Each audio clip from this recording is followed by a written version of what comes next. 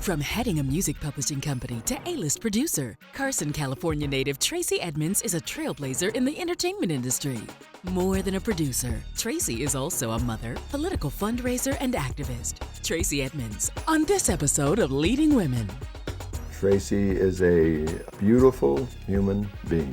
I think that she's a very caring person. She's a hard worker. Smart, talented, gorgeous. Those are the thoughts that come to mind when you think Tracey Edmonds.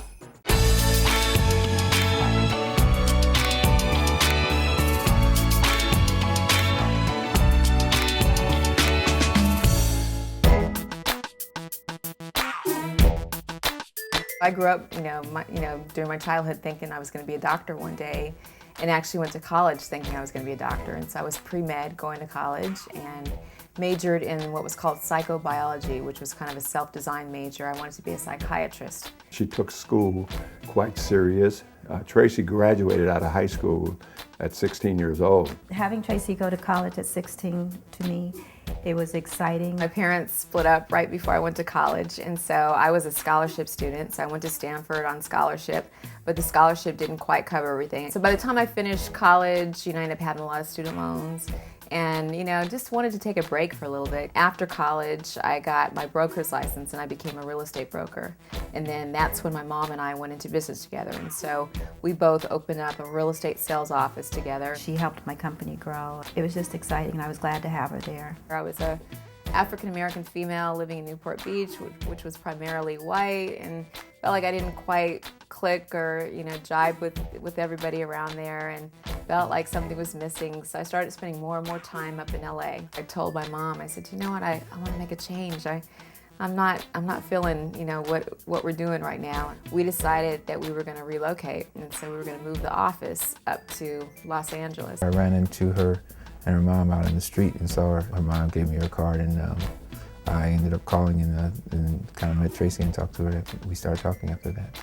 From our first date on, we saw each other every single night, and we were inseparable, and really had a good time. And a year and a half later, we got engaged and got married. And the more I got into that relationship, the more time I started spending around entertainment people, and decided to kind of redirect my career path. One of the things that I learned was, how lucrative the publishing side of the business, was. There were people that would keep coming up to me to ask her whether they had songs they wanted to play. So she kind of got the idea, well, maybe I can start a publishing company, and people that you don't like, maybe I'll go for certain people. So she decided to start that, and so Yabbium started off as a publishing company. The publishing company kind of took off, and it kind of grew really quickly. One of the first artists that was there was John B.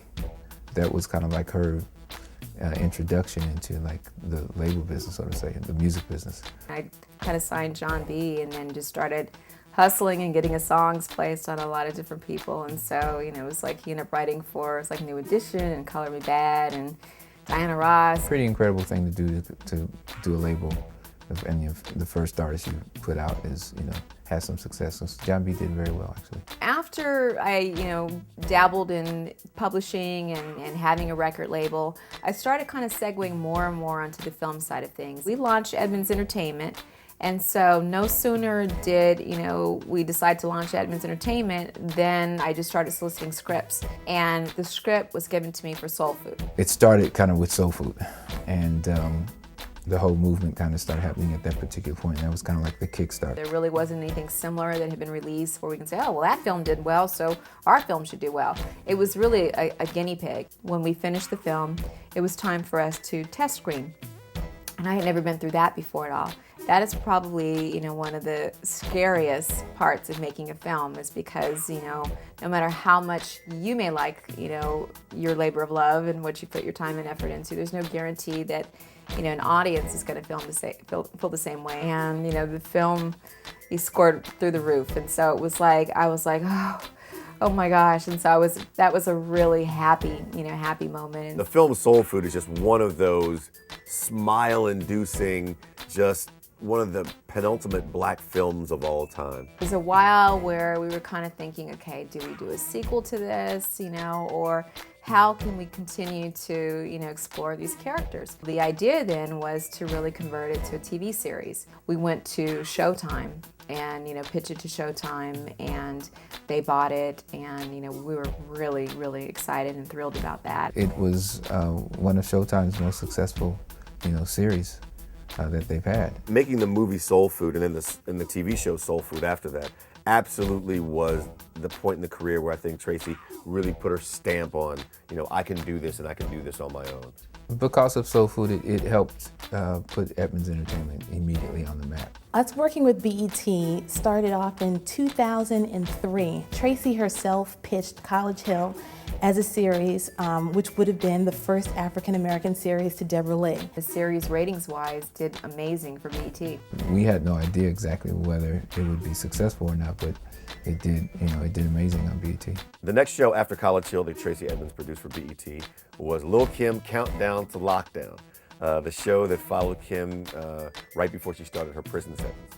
When I found out that, she, was going to be doing some time, I was sitting there and just kind of evaluating, wow, what must that be like, when you know that you're going to be going away for a while, you're going to jail, and how do you pull your life together, and how do you prepare for something like that? As we started getting closer and closer to the federal building, it was just reality, like this is it. It ended up having the #1 debut at that point in time of any BET show ever. I produce on the television side and continue producing on the feature film side. I was developing a film called Good Luck Chuck, which is a romantic comedy with Jessica Alba and Dane Cook. This was a nice, opportunity for me career-wise, because I was able to produce and work on a mainstream film as well and kind of keep expanding my horizons. I'm Cam. I went to college with the bride. I'm Charlie. I used to date the bride. Me too. Well, no, it was a one-time only experimental thing, sophomore year. We were young and drunk. Bob Johnson called me and said, hey, Trace, listen, I'm, thinking about doing something. I'm thinking about creating the first African-American studio, and I need somebody to run it. Is that something you might be interested in? And I said, oh my God, are you kidding me? I said, of course, because, as anyone in the film business knows, there's so much frustration in the film industry with African-American filmmakers, because, historically, there really isn't, a true home that we can go to for our projects. Bob saw that void in the marketplace and decided to do something about it and launch historically the first African-American owned studio where people of color can actually greenlight their own film. Our Stories helps bring down that barrier just a little bit more, as we can now finally see some films that will never get made through a traditional media source actually get made. On the Our Stories front, I have a lot of films that are very close now to going into production. On the Edmonds Entertainment side, we're going to continue to do a lot of TV projects, a lot of things that we're developing that we're trying to sell to networks. Tracey is one of those unique and incredible individuals who can do anything that she wants to. Anything she puts her mind to, she has managed to just master.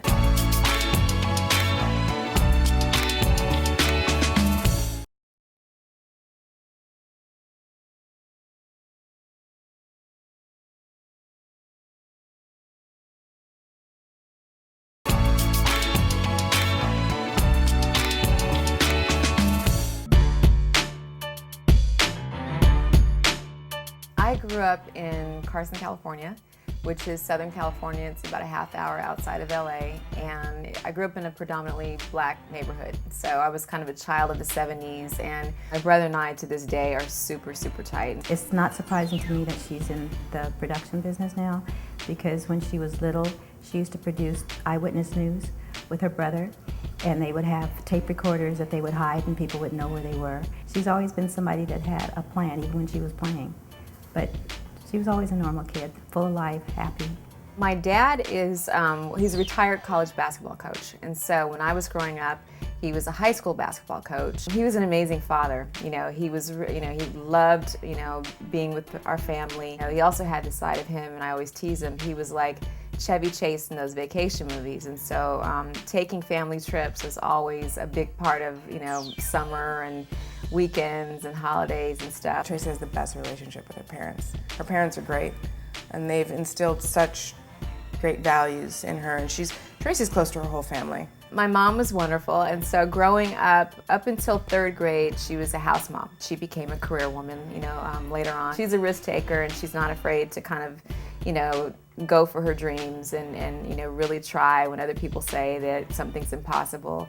So I think that that's kind of, you know, a little bit of where I get, you know, my spirit from. She's always kind of like, you know, put a lot of confidence in me, really kind of promoted self-esteem, and so she's really, you know, the type of person that's like, you just believe in your dreams and, you know, and go for it and don't let anybody tell you any different. Tracey's not afraid of things not always turning out exactly like you expected, and for hardships to come in, she doesn't panic. She just kind of rides the tide, and she knows how to do it with grace and dignity. She's a special daughter. She's someone that I think any father would be really, really proud of. She's caring. I'm gonna start like I'm starting to cry because there's just so many things I could say about her that makes me very proud of her. I have two boys, Brandon and Dylan, you know, who are my pride and joy and who put everything into perspective. And so no matter how much I work, or if something doesn't work, or if I have a bad day, or if somebody gets on my nerves at the office or whatever, I know that I have the joy of coming home to Brandon and Dylan every night. And when I first got pregnant, I was really worried because I was working so many hours and working really hard, and the idea of juggling a career and, you know, and being a mom, it can be really challenging at times because a lot of times, you know, I don't feel like there are enough hours in the day. It's all about traveling with us, and so like we're always planning the next trip. Every Sunday they have documentary Sundays, and they'll sit there and and go through. So she's always kind of educating them as well. I'm trying to get them to be Renaissance men and not just be, you know, like of one thought. I really want them to be like the ideal man. So when they get to be adults, I want them to really appreciate women and to make good husbands. She finds time to do things with them, and I mean, you know, we're talking about quality time, you know, that she spends with them. Tracey is an amazing mother in so many different ways because her kids come first before anything. She loves Brandon and Dylan, and she's there for them. I can only say that I just think that she's been a great mom to them. I think she's going to have two of the best friends in her sons because she's such a great mom, and they adore her and she them. I have a really close relationship with my kids, and they, you know, my kids can tell you what my favorite song is, what mom's favorite movie is. They can tell you a lot about me because they're around me a lot. Well, I would say my greatest accomplishment is my kids, and I'll say her greatest accomplishment is our kids. We have two incredible boys, and I think she's done a good job in raising them as well. And Kenny Edmonds is probably one of the most stellar, most wonderful, awesome human beings. I mean, he's the kindest, most generous man that I know. He really is. When I first found out that I was pregnant, Kenny just was over the moon. He was really, really excited about the idea of us having our first baby. And so he wrote this beautiful, beautiful song called The Day. When I first heard it, of course, I mean, I just broke down and cried. He's a really great father. And so even though he and I are no longer married, I mean, we have an amazing friendship. And so we speak every day. And so we work very closely on raising our children.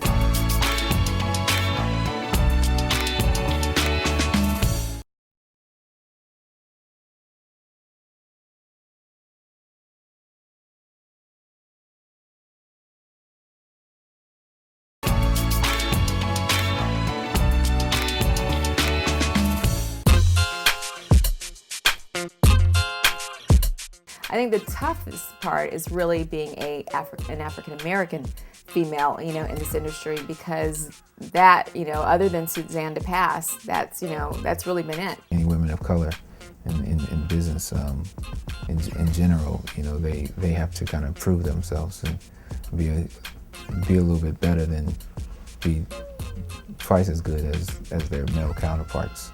Tracey is an incredible role model. One of the things that's really important to her, that's always been important to her since I started working over at Edmonds Entertainment, was making sure that we had interns coming in, that people could learn what we're doing, see what we're doing, and kind of learn the business. Tracey's always there for other people that she can help follow in her footsteps. I'm on the board for quite a few things. I'm on the board of governors for the Producers Guild. I'm on the board for American Film Institute, AFI. Once I got into those positions, you know, I keep trying to open the door so there's more people of color, you know, in positions of power. I think the other challenge too has been, you know, when you're African American, especially in the film business, there's an expectation that you're limited to only doing African American projects.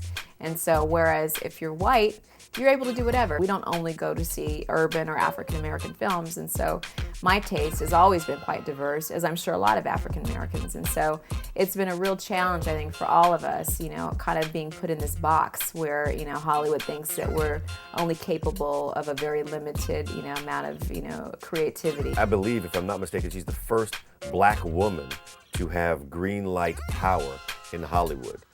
Short sentence, but it really means a lot. It definitely is an inspiration for other people to know that they can achieve that goal. They can move to LA with a dream of becoming a studio head, with a dream of becoming a producer, and actually achieve that. I'm really blessed in that I love what I'm doing, and you know, I'm still too, like, as doors open for me, I'm still trying to help other people too. I'd love to, you know, create opportunities for people and, you know, help people along the way.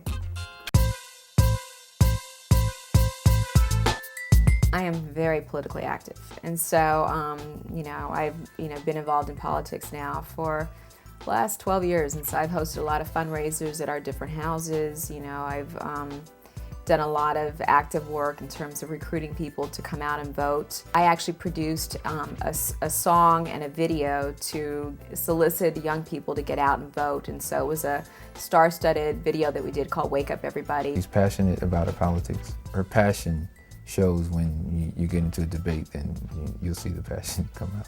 She'll be able to use her talents in the entertainment and music world in doing philanthropic work, because I think this girl could never stop moving. One of the main charities that I'm involved with is a nonprofit called Children Uniting Nations, and it's a nonprofit that is designed to put at-risk youth or foster children together with strong, nurturing mentors. It's something that I've been involved with for the last 4 or 5 years, and so we do a lot of fundraisers and a lot of events where we have a chance to put the foster or at-risk youth together with their mentors. It really kind of makes it clear that in order to keep people down the straight path, that young children really need to have positive people in their lives to stay going down the right direction. It is very important for me to give back. You know, anybody that knows me knows I'm constantly saying, oh my, you know, I'm so blessed.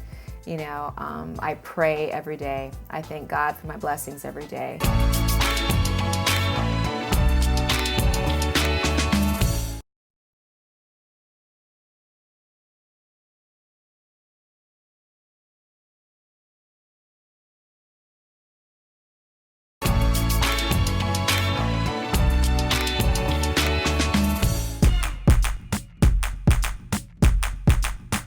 Perhaps people may underestimate me because of who I've been married to, or because of the opportunities that they think that, you know, that I've had. A lot of people will maybe give the credit towards that and say, oh, well, she was lucky because she was married to so-and-so, or she's probably collecting alimony or this or that.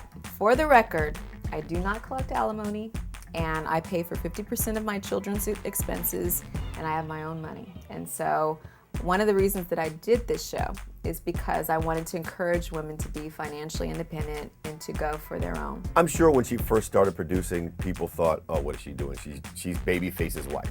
Oh, this is Babyface's wife trying to prove her own mettle. But what she did was actually prove herself in the field. You realize that she is just the hardest working person I've ever known. I would tell any young lady that, you know, wants to be successful, whether it's in entertainment or in any other field, I really, really respect and appreciate the value of a college education, because that does give you the base that you need in order to succeed, you know, in any field. She's been a great role model for young girls in terms of entrepreneurship, and that it can be done, and the things that she's accomplished and the work that she's done. You know, she worked hard to get where she's at today. The role model part, it's in her attitude. She treats people fairly, she treats people with kindness, she's fun to work with. I think my greatest accomplishment are my kids. So, you know, again, you know, my putting things in perspective, you know, I don't care how many movies I produce or TV shows I do, or if I win this award or that award or whatever. I mean, my biggest blessing is coming home to Brandon and Dylan every night and getting those hugs and kisses and stuff and watching them grow up. Tracey's going to have a long and enduring legacy in this business. She's someone who's really done it all, and I think that she will be remembered for doing all those things and doing them well. Business is with many bodies of people who have come in and have left. And after all these years, she's still here. And that's a testament in itself.